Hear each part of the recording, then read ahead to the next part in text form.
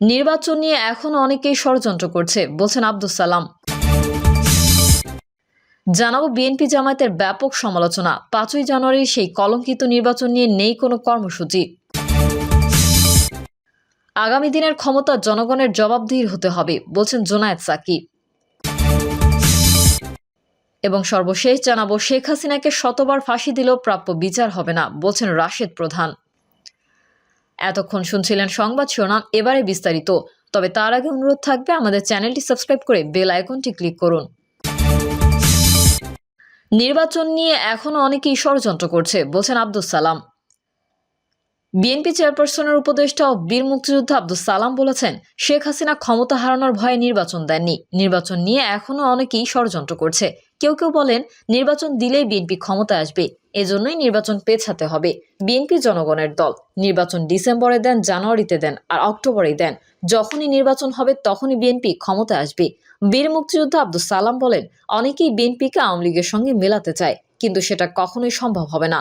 আওয়ামী লীগ লুটেরার দল, চোরের দল। আওয়ামী লীগ যখন দেশকে ধ্বংস করে দেয় তখনই বিএনপি এসে দেশ মেরামতের দায়িত্ব নেয়। তিনি আরো বলেন, বিগত দিনে বিএনপির শত শত নেতাকর্মীকে গুম খুম, জেল জুলুম নির্যাতন করা হয়েছে। এরপরও আমরা প্রতিহিংসা দেখাতে চাই না। বিএনপি জামায়াতের ব্যাপক সমালোচনা, 5ই জানুয়ারির সেই কলঙ্কিত নির্বাচন নিয়ে নেই কোনো কর্মসূচি। 2014 সালের 5ই জানুয়ারি ভোট এবং ভোটারবিহীন নির্বাচনের আয়োজন করে ইতিহাসের এক কলঙ্কিত অধ্যায় রচনা করে ফ্যাসিস্ট আওয়ামী লীগ। ঘৃণাভাবে প্রত্যাখ্যান করা সেই নির্বাচন নিয়ে আজ কোনো কর্মসূচি না দেওয়ায় বিএনপি জামায়াত সহ বড় রাজনৈতিক দলগুলোর ব্যাপক সমালোচনা করছেন সচেতন মহল। সেদিন নির্বাচনের নামে প্রহসন হয়েছিল। 154টা আসনে বিনা প্রতিদ্বন্দ্বিতায় সংসদ সদস্য নির্বাচিত হওয়ার মাধ্যমে জাতির সঙ্গে ফ্যাসিস্ট শেখ হাসিনা তামাশা করেন। একতরফা নির্বাচনের মাধ্যমে দেশের জনগণের মত প্রকাশের অধিকার, ভোটের অধিকার স্থায়ীভাবে কেড়ে নেওয়া হয়। বাংলাদেশের গণতন্ত্রের ইতিহাসে কলঙ্কিত সেই নির্বাচনে 154টি আসনে কোনো ভোট হয়নি। বাকি আসনগুলোতে যেই নির্বাচন হয়েছে সেখানে 90% ভোটার ভোট দিতে যাননি।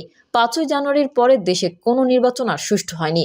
2018 সালে রাতের বেলায় ভোট এবং সর্বশেষ 2024 সালে ডামি নির্বাচন দিয়ে গণতন্ত্রের কফিনে শেষ পেরেক ঠুকে দেয় ভারতের সেবাদাস হাসিনা। 2014 সালের ভোটারবিহীন একতরফা নির্বাচনের বিরুদ্ধে সে সময় অত্যন্ত সাহসী ভূমিকা রাখে দেশপ্রেম ও ইসলামী মূল্যবোধের চেতনার জনপ্রিয় পত্রিকা দৈনিক ইনকিলাব। ফ্যাসিস্ট হাসিনা সরকারের রক্তচক্ষু উপেক্ষা করে ভোটের পরের দিন নীরব প্রত্যাখ্যান শিরোনামে এক সাহসী প্রতিবেদন প্রকাশ করে পত্রিকাটি, যা রাজনীতিক ও পাঠক মহলে ব্যাপক সাড়া ফেলে। এমনকি তৎকালীন প্রধান বিরোধী দলীয় নেত্রী বিএনপি চেয়ারপারসন বেগম খালেদা জিয়া এক মহাসমাবেশে দৈনিক ইনকিলাব পত্রিকা দেখিয়ে ভোটারবিহীন সেই নির্বাচনের প্রতিবাদ জানায়। ইতোমধ্যে 5ই আগস্ট ছাত্র জনতার গণঅভ্যুত্থানের মুখে রক্তচোষা হাসিনার ভারতে পালিয়ে যাওয়া 5 মাস পেরিয়েছে। আওয়ামী লীগের অসহনীয় গুম খুন, লুটপাট ও দুর্নীতিতে ভরা দীর্ঘ 16 বছরের শাসনে শত শত নেতাকর্মীকে হারিয়েছে বিএনপি ও জামায়াত। সমালোচকরা বলছেন, সবচেয়ে নিপীড়নের শিকার এই দুই দল এখন কার্যত আসন্ন নির্বাচনকে সামনে রেখে ক্ষমতা দখলে মরিয়া হয়ে উঠেছে আর ভুলতে বসেছে গণতন্ত্রের ইতিহাসের সেই কলঙ্কজনক দিনের কথা। দুই দলই এখন ফ্যাসিবাদী আওয়ামী লীগের প্রতি সহানুভূতি প্রদর্শন ও তাদের শেল্টার দেওয়ার প্রতিযোগিতায় নেমে পড়েছে।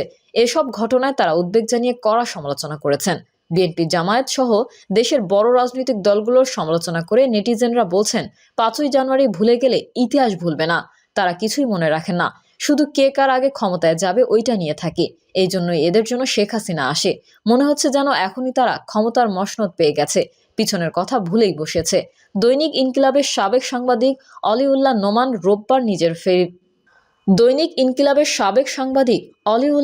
রোববার নিজের ফেসবুক আইডিতে দেওয়া এক পোস্টে লিখেছেন, 5ই জানুয়ারির কথা কি ভুলে গেছে জাতি? আজকে কোন কর্মসূচি চোখে পড়ছে না 5ই জানুয়ারি নিয়ে? এই দিনই কিন্তু একটা ভোটারবিহীন নির্বাচন করেছিল শেখ হাসিনা। 152 সিটে আগেই বিজয়ী ঘোষণা করা হয়েছিল বিনা প্রতিদ্বন্দ্বিতায়। এরকম তামাশা দুনিয়ার কোনো দেশে হয়নি। তার এই পোস্ট ফেসবুকে ভাইরাল হয়। অনেকেই তার পোস্টটি শেয়ার করেছেন। পোস্টের নিচে এ নিয়ে মন্তব্য করেছেন অনেকেই। এছাড়া অনেকেই 5ই জানুয়ারির তামাশার নির্বাচন নিয়ে ফেসবুকে প্রতিক্রিয়া জানিয়েছেন। মোহাম্মদ পিয়াস লিখেছেন, খুনি হাসিনার সকল অপকর্ম বাংলাদেশের মানুষ কখনো ভুলবে না। আমাদের রাজনৈতিক নেতাদের আইকিউ দিন দিন কমে যাচ্ছে। আমরা ভুলে যাই, তারাও ভুলে যায়। পরস্পর কাদা ছোড়াছুড়িতে ব্যস্ত। এসব বিষয় ভাবার সময় আছে। আহমেদ ইবনে সাইফুল্লাহ লিখেছেন, এইটা কেউ মনে রাখে নাই, না বিএনপি না জামায়াত। সবার পোস্ট ঘাঁটলে একে অপরের পু ছাড়া কোনো পোস্ট পাবেন না। আগামী দিনের ক্ষমতা জনগণের জবাবদিহি হতে হবে বলছেন জোনায়েদ সাকি। আগামী দিনের ক্ষমতা জনগণের জবাবদিহির হতে হবে বলে মন্তব্য করে গণসংহতি আন্দোলনের প্রধান সমন্বয়কারী জোনায়েদ সাকি বলেছেন, ৫৩ বছরে বাংলাদেশের অনেক উন্নতি হয়েছে, কিন্তু দেশের মানুষের ন্যায় বিচার প্রতিষ্ঠিত হয়নি। যদি ক্ষমতায় জবাবদিহি থাকে তাহলে আইনের সুশাসন প্রতিষ্ঠা পাবে। তিনি বলেন, ক্ষমতা এতদিন চলেছে ফ্যাসিবাদী কায়দায়, এটাকে পরিবর্তন করতে হবে। গণসংহতি আন্দোলনের প্রধান সমন্বয়কারী বলেন, সংবিধান সহ মৌলিক কাঠামোগত পরিবর্তন সম্পূর্ণ ও চূড়ান্ত করতে হলে নির্বাচন লাগবে। আগামী সংসদে কি কি মৌলিক পরিবর্তন হবে সেগুলো আমাদের আলোচনা করতে হবে। তিনি বলেন, আগামী নির্বাচন হবে নতুন গণতান্ত্রিক রাজনৈতিক বন্দোবস্ত তৈরির নির্বাচন। কাজেই সেই নির্বাচনের জন্য সংস্কার হতে হবে। সংস্কার সভা তৈরির জন্য আমাদের সবাইকে ঐক্য তৈরি করতে হবে।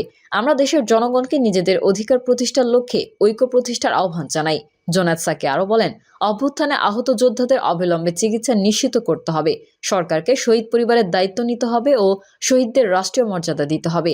একই সঙ্গে বলবো, মানুষ দ্রব্যমূল্যের নাকাল, দ্রব্যমূল্যের ঊর্ধ্বগতি নিয়ন্ত্রণ করতে হবে। মানুষের জীবনের নিরাপত্তা নানাভাবে ব্যাহত হচ্ছে, আইন শৃঙ্খলা পরিস্থিতির নানাভাবে অবনতি হচ্ছে। কোনো আইন শৃঙ্খলা রক্ষা বাহিনী মানুষের নিরাপত্তা দিতে পারছে না, সেই জবাবদিহির ব্যবস্থা করতে হবে।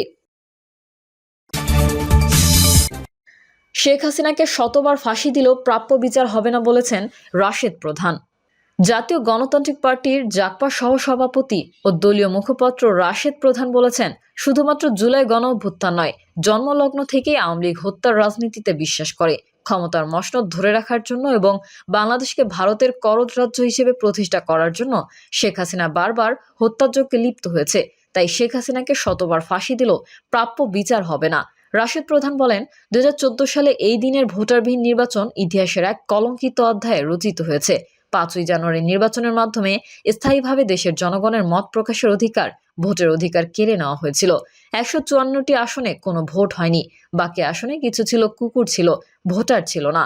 সেদিন দিনাজপুরের যুব জাগপা নেতা শহীদ মাসুদ রায়হান আজকের শহীদ আবু সাইদের মতোই দুহাত প্রসারিত করে দিয়েছিল গণতন্ত্র রক্ষা করার জন্য। ২০১৪তে মাসুদ রায়হানের সেই যুদ্ধ শুরু করেছিল, ২০২৪-এ এসে আবু সাইদরা সেই যুদ্ধ শেষ করেছে। ১০ বছরে অসংখ্য শহীদদের হত্যার বিচার করতে হবে, আমাদের দায়মুক্ত হতে হবে। সভাপতির বক্তব্যে নজরুল ইসলাম বাবলু বলেন, দেশের জন্য তরুণদের সকল আন্দোলনে আত্মত্যাগ ইমানের পরীক্ষা। যুব জাগপা সবসময় এই পরীক্ষায় উত্তীর্ণ হয়েছে। প্রয়োজন হলে সার্বভৌমত্ব, গণতন্ত্র ও ভোটাধিকার রক্ষায় আরেকটি সংগ্রাম হবে আমাদের চূড়ান্ত বিজয়। যুব জাগপা আয়োজিত পল্টনস্থ শফিউল আলম প্রধান মিলনায়তনে ৫ই জানুয়ারি ২০১৪ গণতন্ত্র হত্যা দিবস। এবং প্রিয় দর্শক, এই ছিল এখনকার সর্বশেষ সংবাদ। আপডেট ও সংবাদ পেতে চ্যানেলটি সাবস্ক্রাইব করে বেল আইকনটি ক্লিক করুন। কমেন্টে আপনার মতামত জানিয়ে আমাদের সাথেই থাকুন। ধন্যবাদ সবাইকে। আল্লাহ হাফেজ।